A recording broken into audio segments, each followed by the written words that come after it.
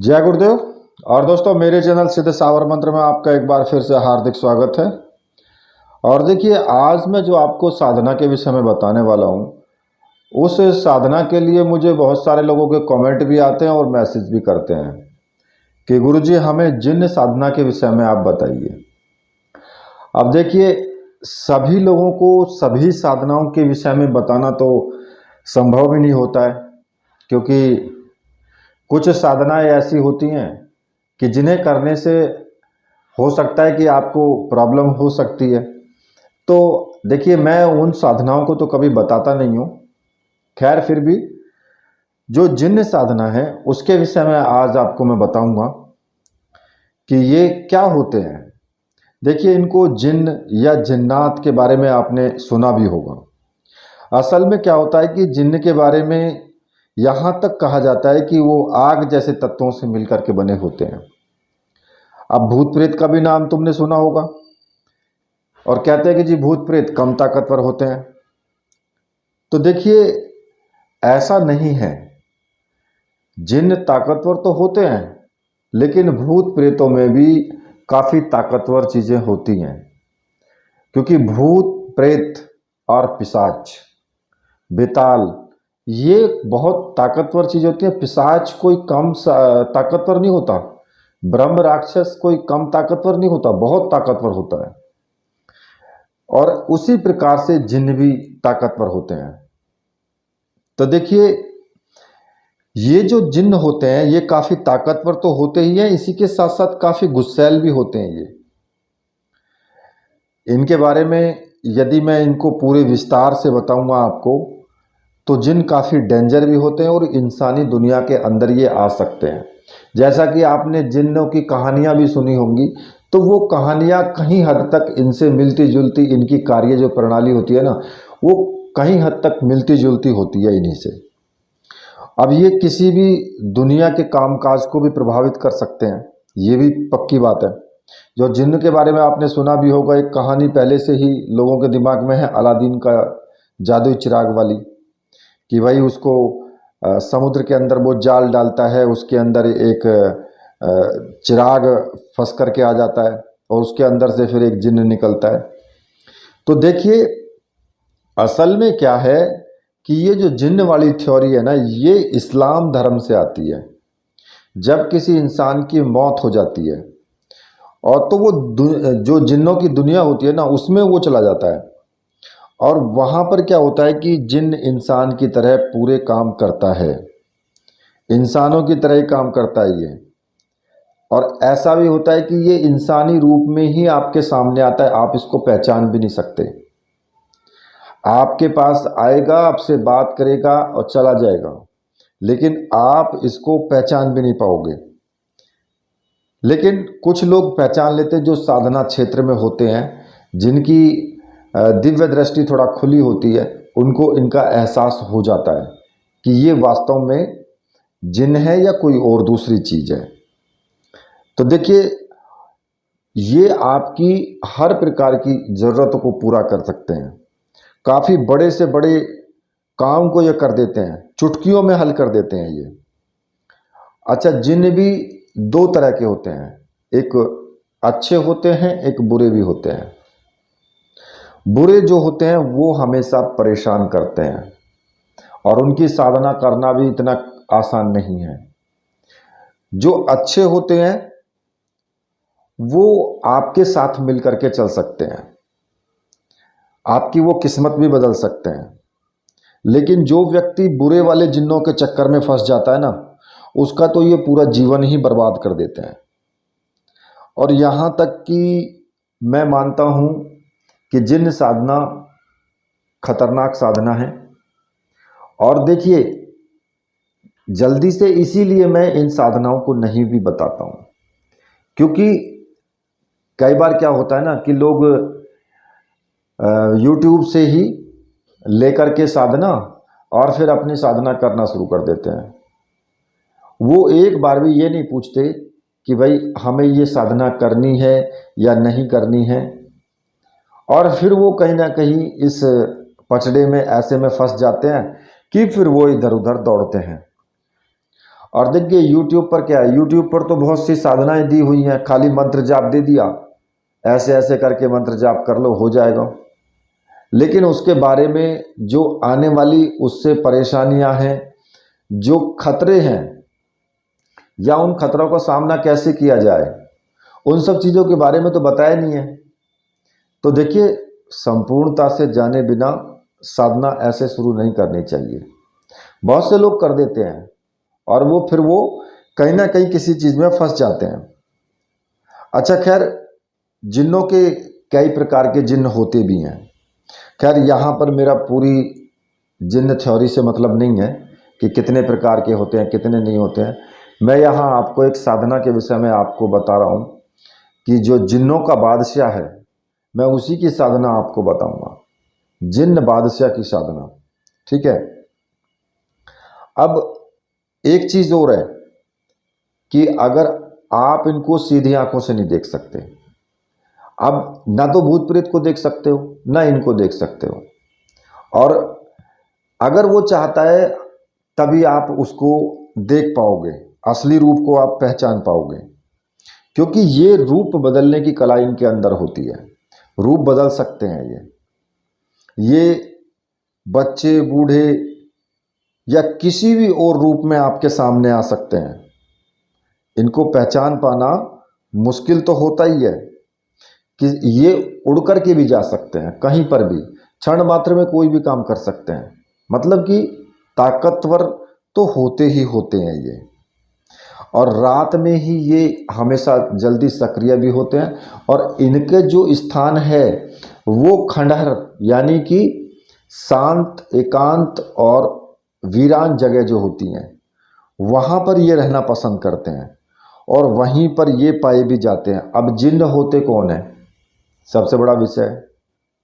देखिए, जैसे हमारे हिंदुओं में या फिर मुसलमानों में कोई व्यक्ति मर जाता है और उसकी कुछ बहुत सी इच्छाएं रह जाती हैं, कुछ उसके बुरे कर्म होते हैं जिनके कारण वो इस योनि में जाते हैं, भूत प्रेत योनि में भी, जिन्न योनि में, पिशाच योनि में, और वहाँ पर इनको हजारों वर्ष तक ये उन यातनाओं को उस परमपिता परमेश्वर की दी हुई जो इनके लिए एक तरीके से मान करके चलिए जो सजा है, उस सजा को ये भुगतते हैं। और उसे भुगतने के बाद जब इनकी सजा पूरी हो जाती है तभी ये कहीं पर दूसरा जन्म ले सकते हैं, इंसानी रूप में जन्म ले पाते हैं। ठीक है।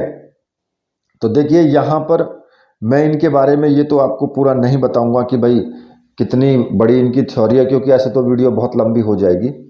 पर हाँ, मैं इतना जरूर कहूँगा कि आप सभी लोगों से, जितने भी वीडियो को आप देख रहे हैं, कृपया करके किसी भी यूट्यूबर जो भी हो, मैं ये नहीं कहता कि मैं या कोई और, किसी को अपशब्द बिल्कुल नहीं बोलना है।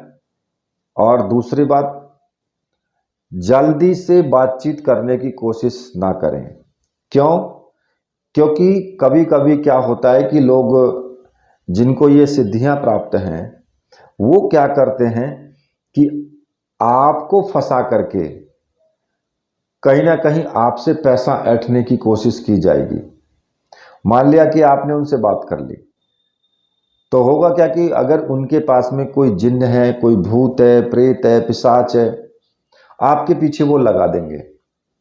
आप सोचेंगे कि यार मैं तो अपनी समस्या का हल करवाने के लिए मैंने फ़ोन किया है और गुरुजी ने हमारी समस्या हल कर दी, या हमारी समस्या तो हल नहीं हुई और बढ़ गई। तो ऐसा तभी होता है। होता क्या है कि कुछ ऐसे लोग होते हैं कि जो आपकी समस्या कम करने की बजाय आपके साथ में कोई नई समस्या जोड़ देते हैं, जिससे कि आप दोबारा से उनके पास जाओगे, फिर वो आपसे पैसे की डिमांड करेंगे कि जी हमें इतना पैसा चाहिए तब आप ठीक हो सकते हो। तो देखिए, मैं आपको यहाँ पर सचेत कर रहा हूँ क्योंकि ऐसा वाकया हो चुका है, मेरा अनुभव है ये, मैं अपने अनुभव के आधार पर बोलता हूँ। तो इसलिए जो व्यक्ति अच्छे हैं, जो व्यक्ति सही हैं, उन्हीं व्यक्तियों के साथ आप तालमेल रखें, उन्हीं से बातचीत रखें। और ऐसा हो सकता है कि मेरी इन बातों को कोई ऐसा व्यक्ति सुन रहा होगा तो उसको पतंगे भी लग रहे होंगे।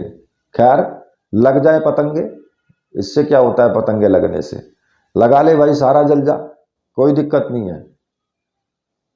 कहते हैं ना कि कोई भी व्यक्ति कुछ ऐसे कर्म करता है कि भाई वो पैसा कैसे करे। भाई पैसा कमाने के लिए तो और बतेरे जगह पड़ी हुई हैं, कम से कम किसी इंसान को परेशान करके तो कोई पैसा ना कमाया जाए, इस बात का तो ध्यान रखना चाहिए। खैर, मिर्ची लगी लगे लगने दो, नीचे जली तो जलने दो, कोई फर्क नहीं पड़ता। हाँ, इतना बात जरूर है कि आप लोग सावधान रहें, सजग रहें। यहाँ पर मैं अब इस साधना को आपको बताने वाला हूँ, जिस साधना को आप करना चाहते हैं। बहुत से लोगों ने गुजारिश की है, तो ठीक है, मैं एक बता देता हूँ आपको, ठीक है। और देखिए, इस साधना को करने के लिए आपको सफ़ेद रंग के कपड़े होने चाहिए, ठीक है। पहली बात तो स्थान का चुनाव आपको करना है, और जो स्थान है, कभी भी अगर आप जिन साधना करते हैं तो फिर आप अपने घर पर बिल्कुल भी नहीं करना। इनकी साधना करने के लिए घर से बाहर कहीं भी सुनसान जगह, वीरान जगह में आपको साधना करनी होगी, ये आप ध्यान रख लेना। और इनकी साधना वही व्यक्ति करे जो अंदर से दमखम रखता हो, मतलब कि निडर आदमी हो, रात के समय वीराने में बैठ करके वो मंत्र जाप कर सके। इस चीज का हमेशा ध्यान रखना, ठीक है। वरना आप अपनी स्थिति के खुद जिम्मेदार होंगे, क्योंकि अगर आप नियम फॉलो नहीं करते हैं और आपके अंदर वो काबिलियत है या नहीं है, वो आप देख करके कार्य करना। और इस साधना को करने से पहले किसी न किसी देव की साधना आपने की हो, चाहे वो महाकाली साधना आपने की हो, चाहे वो किसी भी महाविद्या की साधना हो, भैरव साधना, हनुमान साधना, कोई भी साधना आपने की हो, रक्षा मंत्र सिद्ध आपका होना चाहिए। मतलब कि जिन साधना करने से पहले कोई दूसरी ताकतवर साधना जरूर आपके पास होनी चाहिए। गुरु आपका होना चाहिए। गुरु भले ही आपके शिव हों, चलेगा, लेकिन साधना कोई ना कोई ऐसी सिद्ध होनी चाहिए जो आपके लिए, आपकी सुरक्षा के लिए तत्पर खड़ी रहे, ठीक है। अब ऐसी कोई भी जगह हो सकती है कि जो बिल्कुल एकदम सुनसान जगह हो, ठीक है। और ये जो साधना है, ये 41 दिन की साधना है। जिन साधना को आप किसी भी रविवार से शुरू कर सकते हो, अमावस्या से भी शुरू कर सकते हो, इसको पूर्णिमा से भी शुरू कर सकते हो, और शुक्रवार से भी शुरू कर सकते हो, ठीक है। और इस साधना को करने के लिए आपको एक प्राण प्रतिष्ठित साबर मंत्रों से सिद्ध रुद्राक्ष की माला की आवश्यकता होगी। और अगर आपको ऐसी माला की ज़रूरत है तो मैंने व्हाट्सएप नंबर दिया हुआ है वीडियो में, आप वहाँ से व्हाट्सएप करके और वो माला आप प्राप्त कर सकते हैं, ठीक है। सामग्री जो है आपको 100% मिलेगी, किसी भी प्रकार की टेंशन लेने की आवश्यकता नहीं है, क्योंकि ये जाप करने के लिए आपकी होगी। अब इसमें क्या करना होगा आपको कि जो 41 दिन की साधना ये आपको शुरू करनी है, तो स्नान आदि करके और आप स्थान का चुनाव कर ले बाहर, जहाँ भी गांव से बाहर या आपके शहर से बाहर जहाँ कोई वीरान जगह हो, वहाँ पर आप इस साधना को करें। साधना आपको 12 बजे, यानी कि आपको 11 बजे शुरू करनी है, 12 बजे से 1 घंटा पहले, ठीक है। और ये साधना 12 बजे के बाद तक चलेगी ही चलेगी, क्योंकि 11 बजे शुरू करोगे तो 12, 1, 2 बजे तक, क्योंकि ये रात्रि में ही ज़्यादा सक्रिय होते हैं ये सब चीज़ें। और आसन होना चाहिए आपका सफ़ेद रंग का, सफ़ेद रंग के कपड़े पहन लें, एक लोटा ले लें जल का, ठीक है। तेल का दीपक और कोयले, लकड़ी के कोयले, जिन पर कि आपको मंत्र जाप करते हुए लोबान डालना है। और लोबान आप उतनी ही संख्या में मतलब मात्रा में लें जितना कि आप यूज कर सकते हैं उसको, ठीक है। अब आपको क्या करना होगा कि सरसों के तेल का दीपक ले जा करके वहाँ पर और पश्चिम दिशा की तरफ मुख करके आपको बैठ जाना है। आसन डाल लें, सफ़ेद रंग के कपड़े डालें, लेकिन यहाँ पर मैं आपको एक चीज़ बता दूं कि आप वहाँ बैठोगे, सबसे पहले आपको रक्षा मंत्र आपको लगाना है। अपने चारों तरफ सुरक्षा घेरा लगा करके ही साधना करनी है आपको। जो भी आपका सुरक्षा घेरे का मंत्र है, जो मतलब आपने सिद्ध किया हुआ है, पूर्ण रूप से सिद्ध है, जो उस सुरक्षा घेरे का इस्तेमाल आप करेंगे। ठीक है। और सुरक्षा घेरे के अंदर ही आपकी सारी सामग्री होनी चाहिए। सुरक्षा घेरे के अंदर ही आपको रहना है जब तक आपकी साधना पूर्ण होती है, तब तक। सुरक्षा घेरे से बाहर कदम आपको नहीं रखना है बिल्कुल भी, चाहे कुछ भी होता रहे बाहर। आपका सुरक्षा घेरे के अंदर कुछ नहीं बिगड़ पाएगा, ये तो 100% सत्य है। लेकिन सुरक्षा घेरे के बाहर अगर जाओगे तो फिर कुछ भी हो सकता है। ठीक है। तो इस चीज़ का ध्यान आपको रखना है। और सुरक्षा घेरे के अंदर ही आपको दीपक लगाना है, अगरबत्ती, धूप बत्ती जो भी आपके पास है सुगंधित वो लगा लें। ठीक है। और जो कोयले हैं उनको सुलगा करके और लोबान अपने पास ही रख लें। और फिर रुद्राक्ष की माला से आपको मंत्र जाप करते हुए उन पर थोड़ा सा लोबान आप छिड़क दें बीच बीच में। मतलब लोबान उल्टे हाथ से छिड़क दें बीच बीच में ही। अब आपको करना क्या होगा इसमें, देखो, सबसे पहले तो आपको अब मानसिक रूप से अपने गुरु का पूजन करना ही करना है। मतलब कि आंख बंद करके और मन में विचार करें कि मैं अपने गुरुजी को स्नान करा रहा हूँ, मैं अपने गुरुजी को टीका लगा रहा हूँ, मैं अपने गुरुजी को पुष्प चढ़ा रहा हूँ। और उनसे प्रार्थना करें कि मैं ये जिन साधना करने जा रहा हूँ इसमें मुझे पूर्ण सफलता मिले। आप मेरी सुरक्षा कीजिए, आशीर्वाद दीजिए और आज्ञा प्रदान कीजिए। और अपने गुरु मंत्र का आपको जरूर एक माला का जाप तो करना ही करना है। उसी माला से करेंगे आप, रुद्राक्ष माला से ही।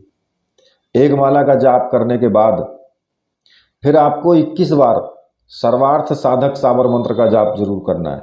क्योंकि ये सावर मंत्र ऐसा है कि आपके लिए मंत्र यानी साधना जो भी है आपकी, उसमें तो सफलता मिलेगी ही मिलेगी, आपकी सुरक्षा भी ये करता है। तो 21 बार आपको उसे बोलना है। गुरु सठ गुरु है वीर, गुरु साहब सुमरो बड़ी भात, सिंगी टोरो वन कहो मन्नाऊ करतार, सकल गुरुन का हर बजे घट्टा पकड़ उठ जाग, चेत संभार श्री परमहंस। इस मंत्र का 21 बार आपको जाप करना है। और प्रतिदिन काम का इतना तो करना ही करना है, गुरु मंत्र भी करना है, 21 बार ये भी करना है, रोज करना है ये। ठीक है। अब इसके बाद रुद्राक्ष की माला से आपको मंत्र जाप करना है। और उससे पहले उसको जिन्न को पाने का आपको संकल्प भी लेना है कि इस साधना के दौरान या साधना पूरी होने तक मेरा मित्र जिन्न जो है मुझे 100% मिल जाएगा। देखिए, ऐसा मन में विचार रखें। और हमेशा जिन्न को मित्र के रूप में ही आपको पाना है, ना कि आप दूसरे और तरीकों से। क्योंकि उसको इतनी जल्दी अपना गुलाम बनाना बड़ा मुश्किल है। गुलाम बनाने के लिए वो बहुत छटपटाएगा, हो सकता है वो कुछ भी अनिष्ट भी कर सकता है फिर। तो इसलिए उसको मित्र के रूप में ही आप उसको करें। और जो दीपक आपने तेल का लगाया हुआ है, ठीक है, उस पर त्राटक करते हुए, उसी को देखते हुए आपको मंत्र जाप शुरू कर देना है। ठीक है। और देखिए, अगर गुरु मंत्र, जैसे मान लिया कि आप गुरु मंत्र का जाप करते हैं, पहले मैं आपको बता रहा हूं, अगर आपने गुरु मंत्र का जाप किया है तो अगर आपके गुरु हैं डॉक्टर नारायण दत्त श्रीमाली जी, तो फिर आप ओम परम तत्वाय नारायणाय गुरुभ्यो नमः इस मंत्र का जाप करेंगे। अगर भगवान शिव को माना है तो फिर आप ओम नमः शिवाय मंत्र का जाप करेंगे। और अगर आपने किसी और को गुरु माना है और उन्होंने गुरु मंत्र दिया है तो फिर आप उन्हीं के गुरु मंत्र का जाप करेंगे। ठीक है।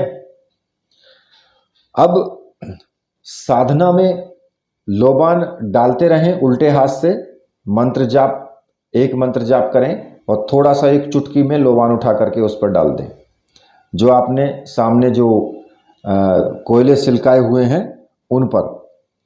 अब आपको जो मंत्र आपको जपना है वो मैं आपको बता देता हूं कि जो मंत्र आपको जपना है। मंत्र इस प्रकार से है, माँ बादशाह सब बादशाहों के, सफ़ेद घोड़ा सफ़ेद पखार, तिल पर चढ़े जिन्नों के बादशाह, 12 कोस अगारे 12 कोस पिछारे, जो कुछ काम की कहूँ वह बजा लावे, मेरी भक्ति गुरु की शक्ति फुरो मंत्र ईश्वर वाचा। देखिए, पहले तो इस मंत्र को पूर्ण रूप से याद कर लें, कंठस्थ हो जाना चाहिए, तभी आपकी साधना आरंभ भी होगी। मतलब कि ये मंत्र पूरी तरीके से आपके याद होना चाहिए बिना देखे, ठीक है, भूलना नहीं चाहिए। तो इस मंत्र का जाप करें और ये आपको 11 माला करना है, यानी कम से कम 1000 मंत्रों का तो जाप आपको करना ही करना है। 11 माला का मतलब 1100 है, लेकिन 1000 तो आपको करना ही करना है, इससे कम नहीं होना चाहिए, ठीक है। लोबान की धुनी उसमें डालते रहें और 41 दिन तक आपको बिना डरे ये साधना करते रहना है। मतलब कि आप रोज साधना करेंगे और फिर वापस अपने घर चले आएंगे, और वापस आते समय आप अपना सुरक्षा मंत्र का जाप करते रहें मन ही मन जब वहाँ से चलें, क्योंकि सुरक्षा घेरे तो बाहर कदम रखते ही आपका टूट जाएगा। और फिर वहाँ से चलते हुए आपको रक्षा मंत्र का जाप करते रहना है, अपने इष्ट देव का स्मरण करना है, गुरु का स्मरण करना है, और फिर वहाँ से चले आना है घर। घर आकर के हाथ पैर मुंह धो करके या स्नान करके और फिर आपको आराम करना है। ये साधना आपको लगातार 41 दिन करनी है। 41वें दिन आपके सामने घोड़े पर सवार होकर के जिन्नों का बादशाह आपके सामने होगा। तो उस वक्त आपको उनसे वचन ले लेना। जब भी वो सामने आए और कहे कि मैं, देखिए आप पहले मत बोलना, अगर आपको नजर आए बीच में भी तो आपको कुछ नहीं बोलना है, आप से वही पहले बात करेगा, ठीक है। वो कहेगा कि मेरी साधना क्यों कर रहे हो, आप कहना कि आप मेरी साधना से प्रसन्न हो। अगर वो कहे कि हाँ तब तो ठीक है, अगर वो चुप हो जाए तो फिर अपने मंत्र जाप में लग जाना। मतलब कि अब सोच लेना कि साधना में अभी कहीं ना कहीं कमी है, पूरी नहीं हुई है, तो इसलिए उसको आप उसकी बात का फिर आप कोई भी जवाब मत देना, फिर आप अपनी फिर साधना में लग जाना। और यदि वो कहता है कि भाई हाँ मैं वचन देने के लिए तुम्हें तैयार हूँ, जब वो बोल दे तो फिर आपको अपने वचन ले लेने हैं। अब देखिए वचन आपको कैसे लेने हैं, इन्हें ठीक तरीके से याद जरूर कर लेना कि हे जिन जिन्नात, मैं जब भी तुम्हें पुकारूंगा तुम हाजिर होगा तुमको, और मेरा जो भी काम होगा वो बिना शर्त के ही करना होगा तुम्हें, नंबर 1। नंबर 2 होगा, हे जिन जिन्नात, तुम किसी भी कारण से मेरा या मेरे परिवार का अहित नहीं करोगे, चाहे कोई भी कारण हो, और हमेशा मेरे अनुकूल रहोगे। ये दोनों तो वचन आपको जरूर लेने हैं, ठीक है, नहीं तो ये बर्बाद कर देते हैं थोड़ी सी गलती होने पर ही। इसलिए इन दोनों वचनों को जरूर ध्यान रखना, ये दोनों वचन तो जरूरी हैं। और जब वो वचन दे दें तो फिर आप अपनी साधना को संपूर्ण समझें। फिर आप जब भी उनके मंत्र का जाप करके कहीं भी उनको बुलाओगे तो वो आपका कार्य करेंगे आकर के। कभी भी साधना का दुरुपयोग नहीं करना है, कभी भी इनसे बुरे काम नहीं करवाना है। अगर आपने कोई बुरे काम इनसे करवाए तो समझ लीजिए कि आपको कहीं ना कहीं ये नुकसान करेंगे फिर, क्योंकि कोई भी शक्ति है बुरा काम नहीं करना चाहती है वो, तो इसलिए इनसे हमेशा अच्छे काम करवाएं, ठीक है। तो देखिए ये साधना मैंने आपको बता दी है, और इसी के साथ मैं वीडियो को यहीं पर समाप्त करता हूँ। मेरे साथ बोलिए बोलिए वीर बजरंगबली हनुमान जी महाराज की जय, बोलिए मेरे परमहंस गुरुदेव की जय।